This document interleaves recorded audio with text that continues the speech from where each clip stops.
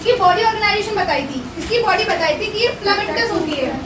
एक चीज दिमाग में अभी रख लेना कि फिलामेंट और यूनिसेलुलर फॉर्म दोनों में बहुत डिफरेंस होता है। यूनिसेलुलर फॉर्म अलग होती है, फिलामेंटस फॉर्म अलग होती है। तो हमारे पास जो फंजाई के मेंबर्स होते हैं मेनली कैसे होते हैं, फिलामेंटस।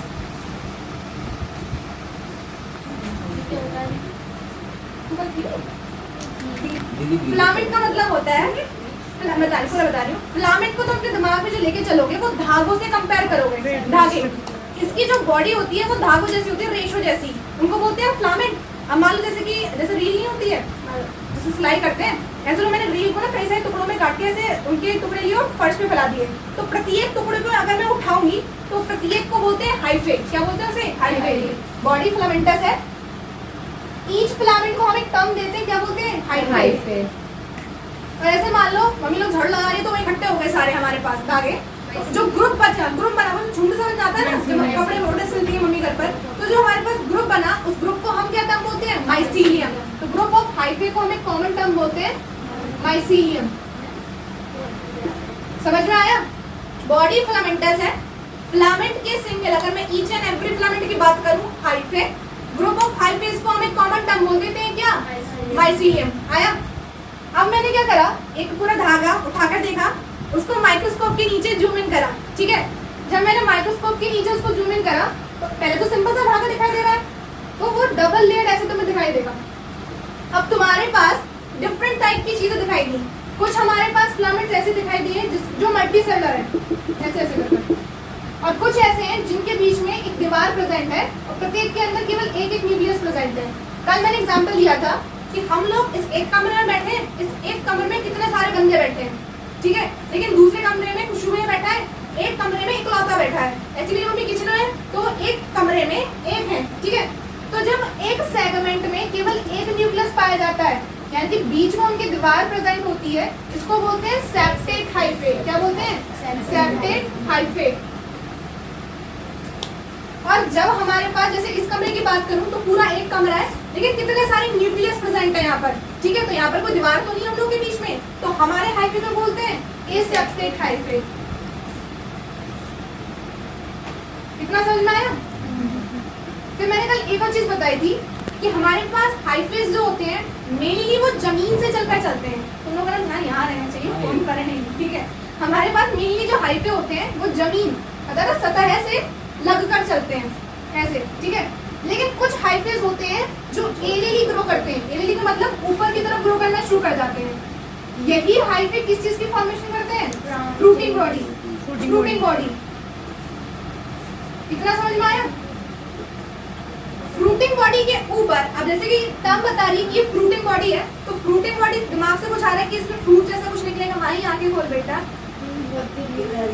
ठीक है, सुनो। फ्रूटिंग बॉडी है तो फ्रूटिंग बॉडी के ऊपर कुछ फ्रूट जैसा रहेगा, तो हमारे पास यहाँ पर जो फ्रूटिंग बॉडी होती है इसके ऊपर आगे चलकर स्पोर्स बनते हैं। क्या बनते हैं, स्पोर्स। देखो एक चीज समझना, स्पोर्स ऐसी कोई सैक लाइक चीज होगी, सैक लाइक होता कट्टा कट्टा, ठीक है, तो उसके अंदर भी बन सकते हैं। और कुछ कुछ जगहों पर जो स्पोर्स की फॉर्मेशन होती है वो डायरेक्टली ऐसे होती है, मतलब एक के ऊपर एक के ऊपर एक के ऊपर एक, आए समझ में? तो हमारे पास बस ऐसे समझो, ये नीचे चल रहा था, एरियली जो ग्रो करा उसको फ्रूटिंग बॉडी टर्म दी।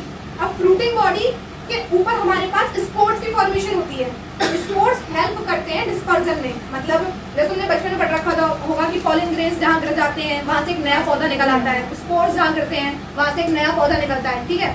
तो इनकी फ्रूटिंग बॉडी के ऊपर स्पोर्स आते हैं। अब स्पोर्स डायरेक्टली भी निकल सकते हैं फ्रूटिंग बॉडी के जस्ट ऊपर, ऐसे ऐसे जैसे पिंपल निकला, इसके ऊपर एक और पिंपल, एक और पिंपल, एक और पिंपल, एक और पिंपल, या फिर यहाँ से मोटा सा बैग निकला, उस बैग के अंदर ही सारे पिंपल्स आए समझ में? तो अगर बैग के अंदर स्पोर्स आता है उसे बोलते हैं एंडोजीनस स्पोर्स। क्या बोलते हैं, एंडोजीनस अंदर, ठीक है। तो ऐसे स्पोर्स को क्या बोलोगे, एंडोजीनस स्पोर्स। और अगर डायरेक्टली वो किसी बैग के अंदर नहीं मिलते, ऐसे बाहर की तरफ निकलते जाते हैं, उसे हम बोलते हैं एक्सोजीनस स्पोर्स। क्या बोलते हैं, एक्सोजीनस स्पोर्स। जिनका नोट नहीं है वो नोट करो जल्दी से। एक चीज और ध्यान में देना, मैंने बोला हमारे पास माइसीलियम हाइफे जो होता है 2 टाइप्स का होता है, या तो ये एसेप्टेड होगा, सेप्टेड, ये कैसा होगा, सेप्टेड।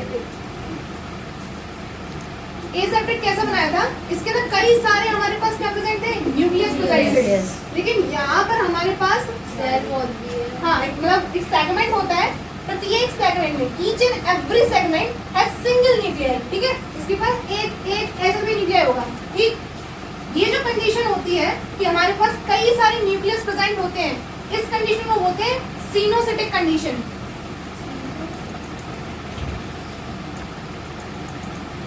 सीनो की एस से नहीं है स्पेलिंग, सी से। इसको कोई कोइनोसिटिक बोलता है, कोई सिनोसिटिक बोलता है, तो जो तुम्हारा प्रोनाउंसिएशन हो अपने से देख लेना, लेकिन मैं इसको बेसिकली सिनोसिटिक बोलती हूँ।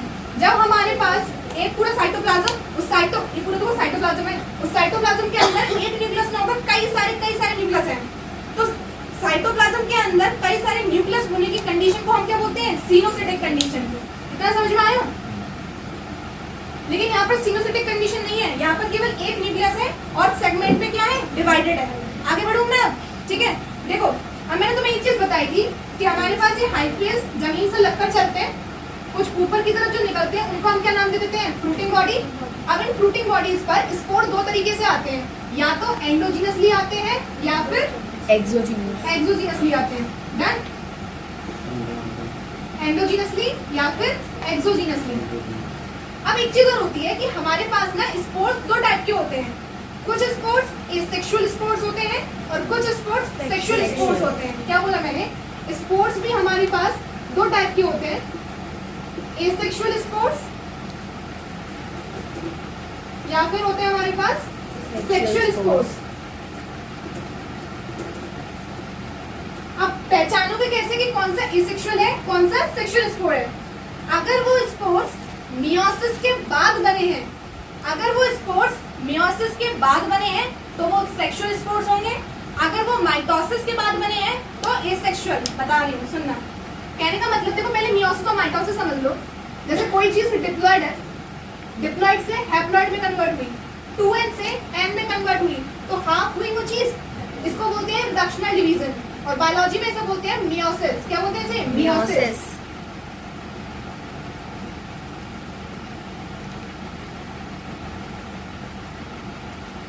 ठीक है।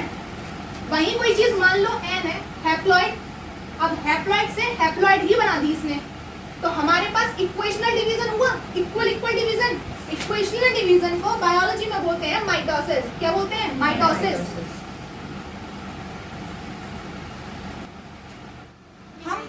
हम जो ओवरऑल पूरी बॉडी है ये क्रोमोसोम्स के नंबर से डिफाइन करा गया है। ऐसे समझो तुम, अभी आगे समझाऊंगी। हम अपनी बॉडी की बात करें तो पूरी ओवरऑल बॉडी हमारी डिप्लॉयड है 2n। हमारी बॉडी को क्या बोलेंगे? डिप्लॉयड। टोटल 46 क्रोमोसोम्स है हमारे पास, नंबर तो पता है ना, टोटल 46 क्रोमोसोम्स। लेकिन अगर हम अपने गैमेटिक सेल्स की बात करें, स्पर्म या ओवम की बात करें, तो उनके अंदर हाफ क्रोमोसोम्स होते हैं, 23। अगर मैं स्पर्म्स की बात करूं उनके अंदर 23 क्रोमोसोम्स, ओवम की बात करूं उनके अंदर 23 क्रोमोसोम्स। लेकिन अगर स्किन सेल की बात करूं, ये सोमैटिक सेल है, ये कैसी है? Diploid, 2n, 46 chromosomes. Skin cell की बात करूं तो कितने क्रोमोसोम्स है? टोटल 46। अब जब स्पर्म और ओवम फ्यूज करते हैं तभी तो जाइगोट की फॉर्मेशन होती है, तभी तो वो 2n बनेगा, फिर उसके अंदर कितने क्रोमोसोम्स आएंगे? 46। ह्यूमन सेल ऐसे में पूरा ह्यूमन बन जाएगा। लेकिन पहले इस कॉन्सेप्ट समझो, हमारी ओवरऑल बॉडी इसे बोलते हैं सोमैटिक बॉडी, उसके अंदर टोटल कितने क्रोमोसोम्स हैं? 46। लेकिन जो हमारी गैमेटिक सेल्स हैं, स्पर्म्स हैं, ओवम, उनके अंदर कितने क्रोमोसोम्स हैं? हाफ, 23। तभी तो उनके फ्यूजन से जब बच्चा बनता है वो टोटल 46 बनेगा। मान लो अगर वो भी 46 होते और मान लो स्पर्म भी 46 है और ओवम भी 46 है, 46 2 8 92 अलग ही बन जाती। ये 46 क्रोमोसोम्स ह्यूमन स्पीसीज के अंदर पाए जाते हैं। 92 पता चलता है डायनासोर स्पीसीज या कोई और स्पीसीज निकल कर आती है। पहली बात तो ये बच्चा हमारा अबॉर्ट हो जाता है, मतलब हमारी जो कोक है, फीमेल की जो कोक है ह्यूमन की, ठीक है, वो केवल हमारे ह्यूमन बच्चे को मतलब कैरी करने के लिए बनी है। अपार्ट फ्रॉम अगर कोई कहते कि कुत्ते का बच्चा या डायनासोर का बच्चा, नहीं, हमारी कोक इस तरीके से बनी ही नहीं है कि वो किसी दूसरी स्पीसीज के बच्चे को कैरी कर सके। ये चीज ध्यान रखना, ठीक है। आया इतना समझ में आया? अब मैंने क्या बोला, अगर डिप्लॉयड सेल से 2n को बोलते हैं डिप्लॉयड, ठीक, अगर डिप्लॉयड से कोई चीज हैप्लॉयड में कन्वर्ट हो रही है, हाफ हो रही है, तो रिडक्शन हुआ, इसको बोलते हैं मियोसिस। लेकिन जो नंबर है वही रह रहा है। अगर 2n से 2n ही बन जाए या फिर n से n ही बन जाए, इक्वेशनल डिवीजन, इक्वल पार्ट दिया, तो इसको हम क्या बोलते हैं? माइटोसिस। ये मियोसिस माइटोसिस का कॉन्सेप्ट समझ में आया? ठीक है, आगे बढ़ो। मैं तुम्हें ये बता रही थी कि हमारे पास जो स्पोर्स रहते हैं वो दो टाइप के हैं, एक एक होते हैं हमारे पास एसेक्सुअल स्पोर्स, एक होते हैं हमारे पास कौन से सेक्सुअल स्पोर्स। ऐसे स्पोर्स जो माइटोसिस से बने हैं वो कौन से होते हैं, एसेक्सुअल। और ऐसे स्पोर्स जो मियोसिस से बने हैं वो कौन से होते हैं, सेक्सुअल। इसे नोट कर लो, अभी आएगा, आगे समझाऊंगी कि कैसे माइटोसिस बोलते हैं, कैसे मियोसिस बोलते हैं। और जिस फॉर्मेट में लिख रही हूँ ना उसी फॉर्मेट में लिखते चले जाना। मेरा तो यहाँ पे ब्लंडर बन रहा है, तुम लोगों का नहीं बनना चाहिए। एक्सोजीनसली और एंडोजीनसली कौन से प्रोड्यूस हो रहे हैं, ये भी मैंने बता दिया कि अगर हम एसेक्सुअल स्पोर्ट्स की बात कर रहे हैं तो वो किसका प्रोडक्ट होंगे, माइटोसिस का। लेकिन अगर स्पोर्ट्स सेक्सुअली प्रोड्यूस हो रहे हैं तो किसका प्रोडक्ट होंगे, मियोसिस का। अब हम बात कर रहे हैं यहाँ पर रिप्रोडक्शन की। न्यूट्रिशन एक बार बता दी थी, रिवाइज करवा देती हूँ। न्यूट्रिशन बताया था मैंने, इसके अंदर एक तो पैरासिटिक फॉर्म रहती है, सिम्बायोटिक, और एक सैप्रोफाइटिक। देखो पैरासाइटिक कैसे बताया था, पैरासाइट्स वो होते हैं जो होस्ट की बॉडी पे रहकर उसको फीड करते हैं। जैसे सर हमारे सिर के ऊपर जू रहती है, अब देखो जो बॉडी के ऊपर रहती है ठीक है, जो बॉडी की सरफेस पे रहकर ब्लड सक करते हैं उन्हें बोलते हैं एक्टोपैरासाइट, और जो बॉडी के अंदर रह के करते हैं एंडोपैरासाइट। हम लोग अपने मम्मी पापा की क्या है, एक्टोपैरासाइट, बार बार से खून चूस रहे होते हैं। जैसे सिर के ऊपर जो कुत्तों के टिक्स पर जाते हैं ना, क्या बोलते हैं, पिस्सू, ठीक है वो, ठीक है, हाँ दोनों आज कितना बड़ा डिस्कशन है हमारे पास, ठीक है। तो जो बॉडी के ऊपर है एक्टोपैरासाइट, और जो पेट के अंदर जो बच्चों में अभी भी जो लाड़ा निकलती है ना तुम्हारे मुंह से, तो बता है इसके पेट में तो कीड़े हो रखे हैं, दवाई खिलाई जाती है, तुम्हारी दादी निकलती, अच्छा ठीक है। तो जिसकी निकलती है उसको बोला जाता है कि उसके पेट में क्या है, कीड़े।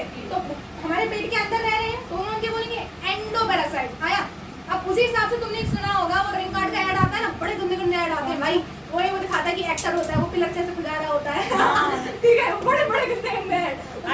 नेताजी वाला दिखाते हैं, वो गाड़ी में पाउडर का ऐड होता है, पाउडर का ऐड। तो पाउडर के ऐड तुम्हें एक्चुअली क्या एक्सप्लेन कर रहे होते हैं, वहाँ तुम्हें ना फंगल इन्फेक्शन के बारे में बताया जाता है। फंगल इन्फेक्शन, हम फंगल पढ़ रहे हैं, फंगल वही होता है, हमारी स्किन पे भी फंगल इन्फेक्शन हो जाता है, स्किन में रैशेस पड़ने लगते हैं, और वो चीज ना टच करने से फैलती है, ठीक है। मना करते हैं इसलिए टच नहीं करना चाहिए, क्योंकि जितनी जगह वो जाएगा उतनी जगह वो चीज फैलती जाती है। तो वो हमारे पास जो फंगल इन्फेक्शन है वो बॉडी की अपर सरफेस पर है, तो हमारे पास किस तरीके से वर्क करती है, वो पैरासिटिक फॉर्म एनिमल्स की बॉडी के ऊपर भी करती है और प्लांट्स के अंदर भी। जैसे बताया था ना हमारे पास खेती बाड़ी हो जाती है, उसके साथ लोग बोलते हैं इस प्लांट सड़ गया, मतलब इस बार खेती बाड़ी अच्छी नहीं हुई क्योंकि सड़ गई वो चीज, उस पर फंगस लग गई। बहुत बताऊंगी कैसे इलॉबरेट फॉर्म है, वहाँ पे तुम्हें समझाया जाता है कि जब फंगस लग जाती है तो खराब हो जाता है पूरा। तो एनिमल्स पे भी पैरासिटिक है और प्लांट्स पे भी पैरासिटिक है। नेक्स्ट है हमारे पास सिम्बायोटिक। सिम्बायोटिक तो मैं बताया था जब दो या दो से अधिक चीजें मिलजुल के रहती हैं उस एसोसिएशन का नाम होता है क्या, सिम्बायोटिक। उस प्यार को क्या नाम दूं, सिम्बायोटिक एसोसिएशन नाम दो। फॉर एग्जांपल मैंने तुम्हें बताया था दो फॉर्म्स बताएंगी, एक बताया था लाइकेन,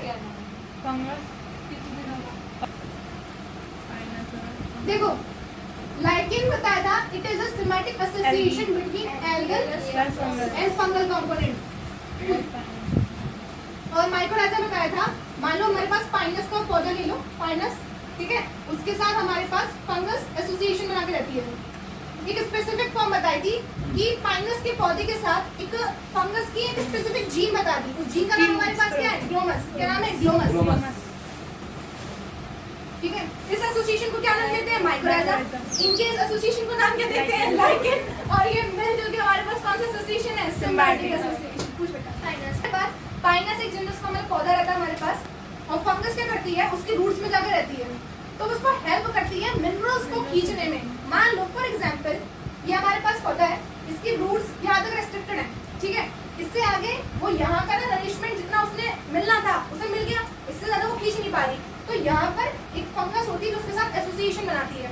मान लो ये बैड मतलब ये एरिया जहाँ तक रेस्ट्रिक्टेड है, यहाँ तक प्लांट खड़ा हुआ है, अब वो यहीं का मिनरल ले सकता है। अगर इसके बाद मान लो यहाँ पर मिनरल खत्म हो गया, वहाँ पर मिनरल है, तो हम ये क्या करते हैं, यहाँ पर एक फंगस ग्रो करनी शुरू कर जाती है।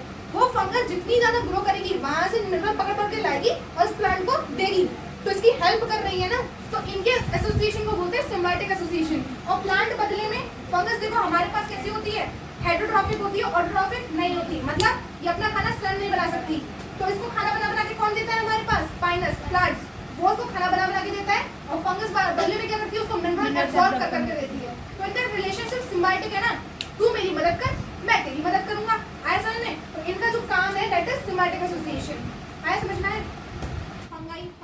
मेंबर्स होते हैं उनके अंदर रिप्रोडक्शन किस किस तरीके से हो रहा है, बिल्कुल समझ में आ रहा है? हाँ ठीक है। देखो हमारे पास जो फंगस के मेंबर है उनके अंदर रिप्रोडक्शन की बात करें तो रिप्रोडक्शन हमारे पास 3 टाइप से होता है, या तो वेजिटेटिव, एक रहता है एसेक्सुअल और रहता है हमारे पास लास्ट कौन सा, सेक्सुअल। वेजिटेटिव में 3 आते हैं, फ्रेगमेंटेशन, फिजन और एक रहता है बडिंग। बडिंग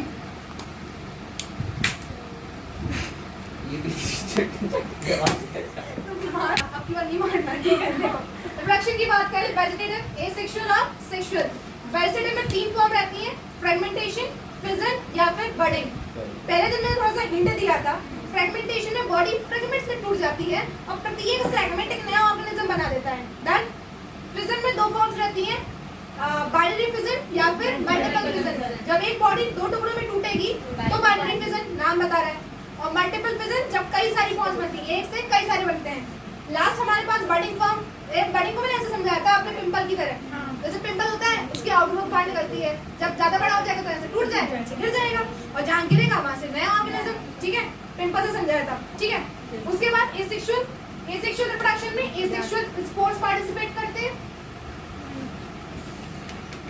और सेक्सुअल रिप्रोडक्शन में सेक्सुअल स्पोर्स पार्टिसिपेट करते हैं।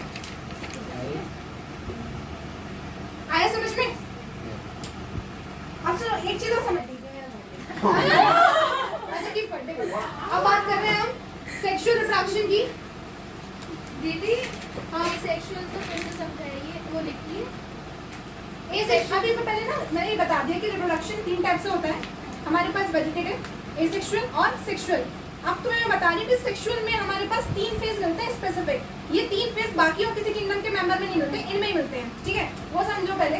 उससे पहले मैं तुम्हें एक चीज बताई थी कि कैरियन टर्म बायोलॉजी में यूज करते हैं, इसका मतलब हमारे पास क्या होता है, न्यूक्लियस। इसके सेक्सुअल रिप्रोडक्शन देखो हमारे यहाँ क्या होता है, सेक्सुअल रिप्रोडक्शन 2 सेल्स आपस में फ्यूज करती हैं, न्यूक्लियस फ्यूज करते हैं।